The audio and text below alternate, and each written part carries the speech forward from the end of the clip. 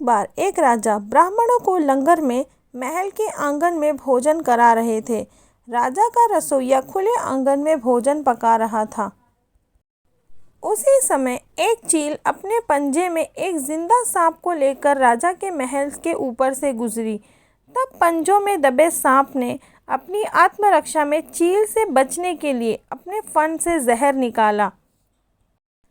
तब रसोइया जो लंगर ब्राह्मणों के लिए पका रहा था, उस लंगर में सांप के मुख से निकली जहर की कुछ बूंदें खाने में गिर गई। किसी को कुछ पता नहीं चला। फलस्वरूप वह ब्राह्मण जो भोजन करने आए थे, उन सब को जहरीला खाना खाते ही मौत हो गई। अब जब राजा को सारे ब्राह्मणों की मृत्यु का पता चला तो ब्रह्म हत्या होने से उन्हें बहुत दुख हुआ। ऐसे में अब ऊपर बैठे यमराज के लिए भी यह फैसला लेना मुश्किल हो गया कि इस पाप कर्म का फल किसके खाते में जाएगा।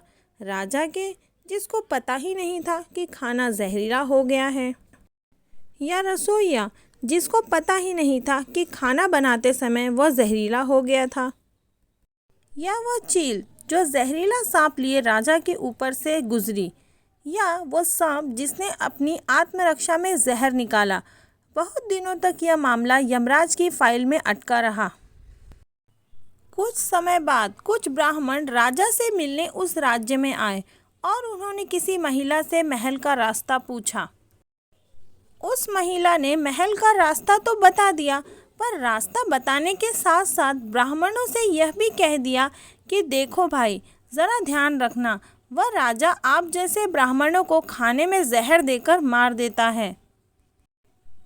बस जैसे ही उस महिला ने ये शब्द कहे, उसी समय यमराज ने फैसला ले लिया कि उन मृत ब्राह्मणों की मृत्यु के पाप का फल इस महिला के खाते में जाएगा और इसे उस पाप का फल भुगतना होगा।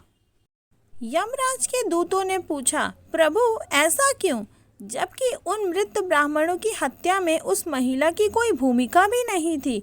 तब यमराज ने कहा कि देखो, जब कोई व्यक्ति पाप करता है तब उसे बड़ा आनंद मिलता है, पर उन मृत ब्राह्मणों की हत्या से ना तो राजा को आनंद मिला, ना ही उस रसोइया को, और ना ही उस सांप को, और ना उस चील को, पर उस पाप कर्म की घटना का बुराई करने के भाव से बखान कर उस महिला को ज़रूर आनंद मिला।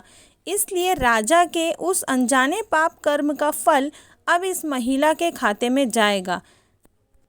बस इसी घटना के तहत आज तक जब भी कोई व्यक्ति जब किसी दूसरे के पाप कर्म का बखान बुरे भाव से करता है, तब उस व्यक्ति के पापों का हिस्सा उस बुराई करने वाले के खाते में डाल दिया जाता है। अक्सर हम जीवन में सोचते हैं कि हमने जीवन में ऐसा कोई पाप नहीं किया, फिर भी हमारे जीवन में इतना कष्ट क्यों आया।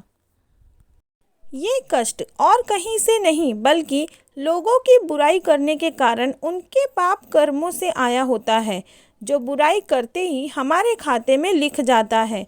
इसलिए आज से ही हमें यह संकल्प लेना चाहिए कि किसी के भी और किसी भी पाप कर्म का बखान बुरे भाव से कभी नहीं करना, यानी किसी की भी बुराई या चुगली नहीं करनी चाहिए।